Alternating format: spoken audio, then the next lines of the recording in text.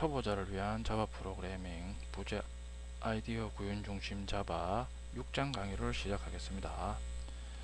자, 6장에서는 클래스 고급 중에 이제 상속 기능에 대해서 이제 학습을 하겠습니다. 자, 5장에서 우리 객체 지향 기본 개념에 대해서 학습했죠.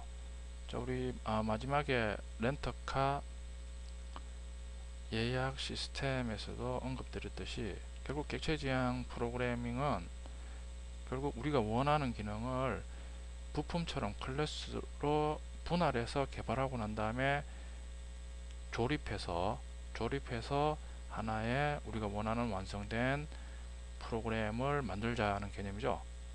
그렇죠. 그러니까 여러분들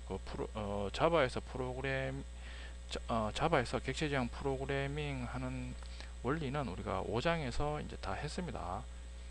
중요한 게 제가 앞에서 말씀드렸듯이 일단은 우리가 원하는 프로그램, 우리가 원하는 기능이 나오는 게 중요하다 그랬죠. 자, 근데 이제 6장부터는 자, 우리가 앞에서 설명드린 것처럼 이런 식으로 클래스로 분할해서 이제 개발을 쭉 하면 또다시 이제 여러 가지 문제가 나온다 이거죠. 문제나 불편한 점이 나온다 이거죠. 그걸 보완한 게 6에서 이제 7장에서 나오는 객체 지향 개념이죠. 대표적인 게 이제 재사용성이죠. 재사용성을 높이기 위해서 6장에 있는 상속이나 아니면 뒤에 7장에 나오는 그런 여러 가지 객체 지향 개념이 이제 등장했다 이거죠. 그렇죠? 그러니까 여러분들 자바의 객체 지향 개념이 왜 사용되느냐, 목적이 뭐냐? 재사용성이다 이거 재사용성. 그렇죠? 특히 기존 3세대 언어, 뭐 절차 지향 언어, 뭐 대표적인 게 C 언어죠. C 언어하고 비교했을 때 이제 월등히 좋아진 점이 재사용성이 높다 이거죠. 그죠? 지금 프로그래밍 환경은 그 시스템의 기능이나 아니면 그 기능에 이제 수행하는 기능이 워낙 복잡해지니까 소스량이 엄청 많아지는 거죠. 그걸 우리가 이제 일일이 개발하기에는 한계가 있다 이거죠. 안정성에도 문제가 있고, 그렇죠. 그래서 나온 방법이 이제 기존에 개발된 기능을 여기서 나오는 6장에서 나오는 뭐 상속이나 아니면 뒤에서 나오는 쭉 이제 객체 지향 개념으로 이제 재사용하자 이런 흐름이 지금의 프로그래밍의 이제 흐름이죠. 지금의 프로그래밍의 이제 하나의 특징입니다. 그러니까 여러분들 객체 지향 프로그래밍 개념을 쭉 하면서 이제 그 객체 지향 프로그래밍의 개념은 재사용성을 높이기 위해서 등장했다. 이 정도는 여러분들이 알고 일단 임해 주시면 좋습니다.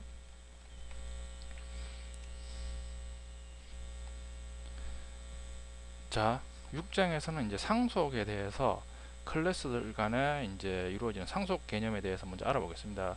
자, 그러면 이제 먼저 클래스들 간의 관계, 릴레이션십에 대해서 알아보겠습니다. 정의가 있죠. 객체 모델링을 통해 추출된 클래스들 간에 생성되는 관계다 이거죠. 자, 우리 앞에서 객체 지향 프로그래밍 과정에 대해서 이제 쭉 학습했죠. 분석 설계해가지고 이제 객체를 추출하고 난 다음에 객체 모델링을 해가지고 이제 클래스로 이제 변화를 했죠. 자, 근데 이런 과정으로 객체 지향 프로그래밍을 하면 달랑 클래스가 하나만 생성되는 게 아니죠. 우리 앞에서 실습한 렌터카에서도 우리가 간단하게 하기 위해서 했는데 뭐 3개 아니면 수십 개의 클래스가 만들어진다 이거죠. 자, 그러면 이런 클래스들 사이에는 우리가 분석을 해보면 물론 클래스와 클래스들 사이에는 아무 관계가 없는 경우도 있는데 한번 분석을 해보면 클래스들 사이에는 일정한 어떤 관계를 형성하는 경우가 있다. 관계. 자, 그러면 이번 시간에는 그런 클래스들 사이에 어떤 관계가 있느냐, 그 관계의 종류에 대해서 한번 알아보겠습니다. 자, 클래스들 사이의 관계죠.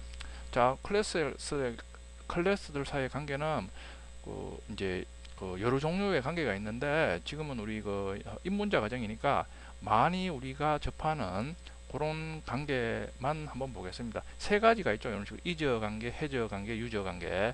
이저 관계는 한 클래스가 다른 클래스의 구체적인 경우죠. 예제가 있죠. 보면 대학생이죠, 학생, 버스이죠, 자동차. 자, 이런 식으로 해서 앞에 있는 클래스 객체가 뒤에 있는 객체의 어떤 그 하나의 종류라든가 일본이다 이거죠.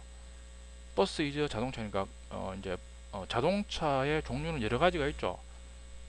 승용차도 있고 뭐 화물차도 있고 등등등. 그 중에 이제 하나가 버스다 이거죠. 뭐 학생도 여러 종류의 학생이 있죠. 그 중에 한 종류가 대학생이다 이거죠. 그렇죠. 자, 요게 이제 이저 관계죠. 요 이저 관계가 이제 뒤에서 우리가 배우는 상속 관계로 전환이 되는 거죠. 다 그리고 이제 해저 관계가 있죠. 한 클래스가 다른 클래스의 멤버 변수가 되는 경우죠. 보면 얘가 이제 비행기 해저 날개, 컴퓨터 해저 모니터에서 자, 요 이제 관계는 하나의 클래스가 다른 클래스를 멤버 변수로 가진다. 이게 하나의 부품처럼 가진다 이거죠. 비행기를 이루는 또 다른 클래스, 부품의 기능을 하는 클래스가 날개죠. 그렇죠. 비행기는 여러 부품으로 이루어져 있죠.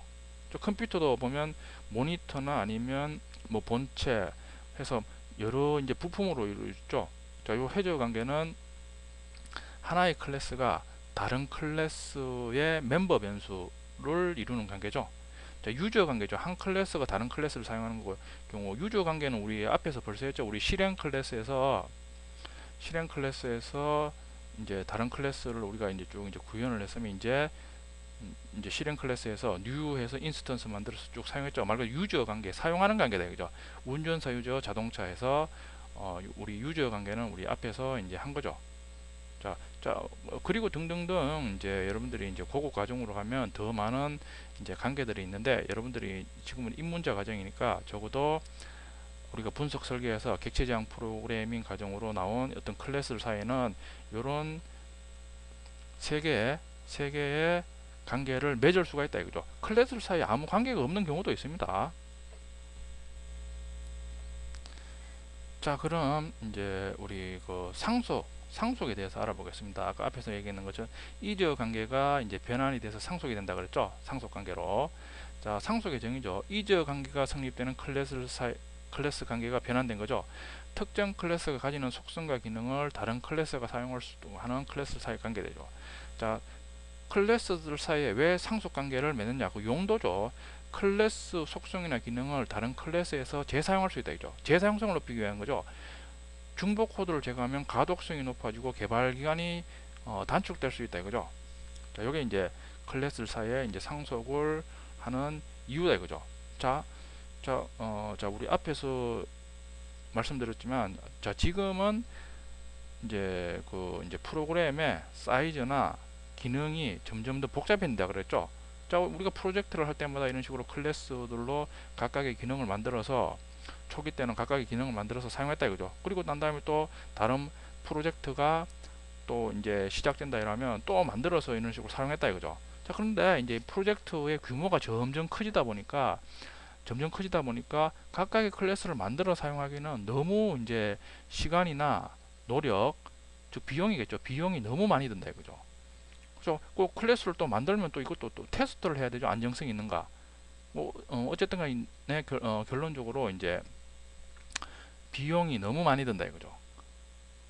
그렇죠. 프로젝트를 하면서 분석을 해보니까 어떤 클래스의 기능은 보니까 우리가 기존에 했던 그런 클래스의 기능하고 동일하다 이거죠. 물론 다른 점도 있는데, 그럼 동일한 거는 기존에 있는 걸 말 그대로 우리가 이제 재사용하고 필요한 부분만 개발해 주면 된다 이거죠. 개발하면 훨씬 말 그대로 비용이 적게 든다 이런 생각을 하게 됐다 이거죠. 그래서 나온 게 이제 상속이다 이거죠. 그 현실에서 이제 재사용성이 사용되는 그 예절, 자, 이런 식으로 보면, 자, 기존에 A하고 B 도시를 잇는 철도가 있었다 이거죠.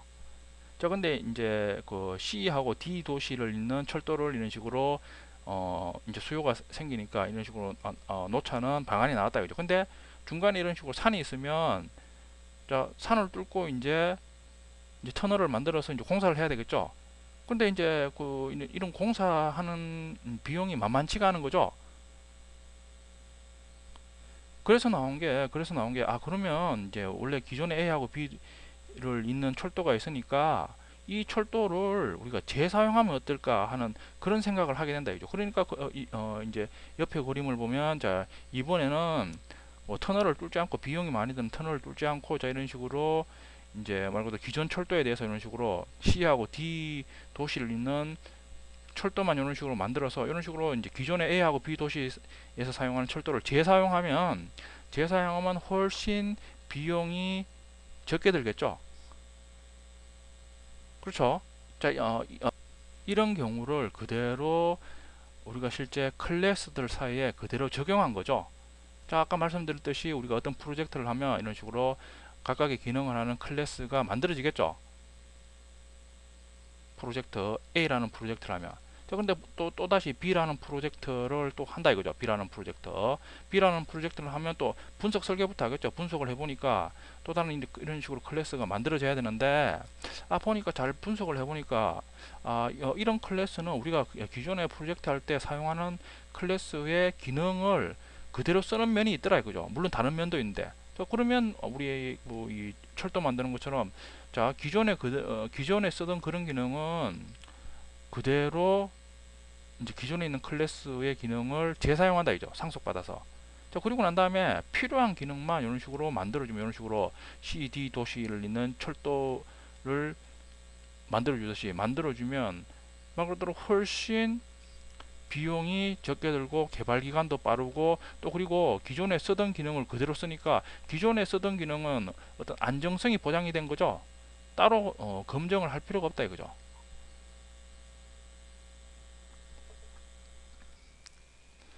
따라서 상속을 도입하면 클래스들 사이에 상속을 도입하면 재사용성이 높아진다 이거죠. 자, 재사용성이 높아지면서 말 그대로 같은 기능을 일일이 클래스들에 만들어 줄 필요가 없죠. 그러니까 이제 중복 코드가 제거되면서 제거하면 중복 코드를 제거하면서 이제 가독성이 높아지며 그리고 말 그대로 개발 시간이 단축되죠. 그리고 난 다음에 그러면 비용이 낮아지는 거죠. 자, 상속의 정의와 상속의 목적에 대해서 한번 알아봤습니다. 그럼 실제 우리가 앞에서 분석 설계한 여러 클래스들 사이에 이제 상속 관계를 만드는 방법이죠. 두 가지 방법이 있습니다. 각 클래스들을 일반화하는 방법이죠. 제너럴리제이션이죠. 그리고 이제 반대죠. 이제 일반화한 클래스를 각각의 이제 구체적인 클래스로 이제 분화하는 방법이죠. 두 가지 방법이 있습니다. 자, 먼저 일반화하기는 다수 클래스들 간의 공통점을 발견하는 방법이죠. 각 클래스들의 공통점을 가진 클래스를 부모 클래스를 만들죠. 각 클래스들은 부모 클래스를 상속을 받죠. 예를 들어 우리가 이제 학생 관리 시스템을 개발한다 이거죠. 그러면 뭐 대학생 클래스, 중학생 클래스, 고등학생 클래스에서 클래스들이 쭉 만들어지겠죠. 그러면 각 클래스는 다 이제 학생에 관련된 기능을 하는 클래스니까 학생의 공통적인 속성과 기능을 가지고 있겠죠. 그러면 자 이런 식으로 학생 클래스를 만들어 가지고 다른 클래스들이 상속받게 한다 이거죠. 자, 그러면 각각의 클래스에 학생의 기능이나 속성이 중복되게 작성할 필요가 없는 거죠. 말 그대로 이제 각각의 클래스를 분석해 가지고 공통점을 갖는 클래스를 만들어내는 거죠. 이제 그 스페셜리제이션은 반대죠. 특정 클래스에서 다른 클래스를 분화하는 방법이죠. 특정 클래스에서 각 하위 클래스로 분화되는 거죠. 자, 자동차 클래스가 있으면 자동차 클래스의 자동차의 속성과 기능을 우리가 쭉 이제 정의를 해주는 거죠. 우리 앞에서 했는 거죠. 근데 자동차도 종류가 많죠. 뭐 버스도 있고 승용차도 있고 트럭도 있고 뭐 등등등 많다 이거죠. 그러면 이 각각의 이제 하위에 있는 구체적인 차겠죠. 차들은 물론 자동차로서의 공통적인 속성과 기능도 있는 반면에 각각의 자신만의 속성과 기능도 있다 이거죠. 자, 이런 식으로 이번에는 일반적인 그 객체에서 구체적인 객체로 이런 식으로 이제 그 분화가 되는 거죠. 자, 이런 식으로 이제 상속 관계를 만들 수가 있습니다. 결국에는 부모 클래스에는 공통적인 속성이나 기능을 정해 놓고 그걸 이제 하이 클래스에서 결국에는 상속받아서 사용하겠다 그런 의미죠. 자, 그러면 이제 구체적으로 자바 상속의 특징이죠. 자바는 단일 상속만 가능하다 이거죠. 상위 클래스의 속성과 기능을 자식 클래스에서 자유롭게 사용할 수 있죠. 재사용하는 거죠. 그러나 상위의 생성자는 부모의 생성자는 상속이 되지 않는다 이거죠. 자, 옆에 그림 있죠. 자, 자바에서는 클래스와 클래스들 사이에는 단일 상속만 허용합니다. 그 옆에 그림 있죠. 자, C1이라는 클래스니까 자기는 C1이라는 클래스는 하나의 클래스 C2 클래스에서만 상속받는다 이거죠. 옆에 있는 그림처럼 C1이 C2하고 C3 두 클래스에서 동시에 상속을 받을 수가 없다 이거죠. 우리 그 현실에서는 자식이 있으면 자식은 아버지한테도 상속받을 수 있고 어머니한테도 상속을 받을 수 있죠. 경우에 따라서는 또 삼촌이나 이런 친척들한테도 상속을 받을 수 있죠. 자, 근데 이제 자바에서는 하나의 클래스는 하나의 클래스에서만 상속을 받는다 이거죠. C2도 클래스니까 C3라는 클래스에서 상속을 받을 수가 있는 거죠. 그러나 이제 자바에서는 이런 식으로 하나의 클래스가 동시에 여러 클래스에서 상속을 받게 하지는 않는다 이거죠. 이제 단일 상속만 제공하죠. 자, 근데 자바는 단일 상속만 제공하는데 우리 현실에서도 상속을 보면, 현실에서도 여러분들 자식 입장에서는 아버님한테도 상속을 받고 어머니한테도 상속을 받으면 자식 입장에서는 좋은 거죠. 자신의 재산이나 권리가 더 늘어나니까. 그렇죠. 자바에서는 다중 상속이 이제 단점이 많다 해서 이제 금지를 했는데, 다른 객체 지형은 대표적인 게 C++죠. C++에서는 다중 상속을 허용하고 있죠. 그죠? 다중 상속에 좋은 점도 있습니다. 그러나 자바에서는 클래스와 클래스 사이에는 단일 상속만 허용하죠. 자, 그럼 이제 자바의 클래스 사이에서 이제 상속 형식이죠. 자, 두 개의 클래스가 있으면 이제 자식 클래스가 있죠. 자식 클래스에서 퍼블릭 클래스, 자식, 하이 또는 서브 클래스라 가지고 이런 식으로 클래스명 써주고, 우리 앞에서 학습했는 것처럼. 그리고 익스텐즈 써주시고, 익스텐즈 키워드를 써주시고, 뒤에 부모 클래스나 상위 슈퍼 클래스 이름을 써주면 지금 뒤에 있는 슈퍼 클래스, 부모 클래스의 속성이나 기능을 상속을 받겠다 그 의미죠. 자, 이런 식으로 익스텐즈라는 키워드를 써서 자식 클래스에서 부모 클래스의 속성이나 기능을 상속을 받는다 이거죠. 자, 그리고 이제 자바 클래스의 상속의 UML 표기법이죠. 자, 보면 상속하니까 부모 클래스가 항상 위에 있습니다. 그리고 자식 클래스가 밑에 있는 형태에서, 자식 클래스에서 부모 클래스로 이런 식으로 이제 화살표, 실선 화살표를 이런 식으로 표시를 하는 거죠. 처음 하시는 분은 주의를 해주셔야 되죠. 상속을 받으니까 부모에서 자식으로 이런 식으로 표시하는 게 아닙니다. 자식 클래스가 아래에 있고 부모 클래스가 상단에 있는 상태에서 이런 식으로 실선으로 실선 화살표로 이런 식으로 자식에서 부모 클래스 쪽으로 이런 식으로 표시를 해준다 이거죠. 그죠? 그러면 UML 표기법에서는 밑에 있는 자식 클래스에서 위에 있는 부모 클래스를 상속을 받는구나 이 의미죠. 실제 여러분들이 우리 앞에서 학습하는 것처럼 객체지향 프로그래밍을 해서 분석 설계하면 이제 분석 설계한 결과가 다 문서로 다 남는다 그랬죠. 문서. 그렇죠. 문서에는 다 이제 보면 이런 식으로 클래스 표기법도 배웠고, 또 클래스 사이에 관계가 있으니까 이런 식으로 어떤 클래스가 어떤 클래스를 상속받는다 해서 이런 식으로 다 상속 기호를 사용해서 이제 표시를 하는 거죠.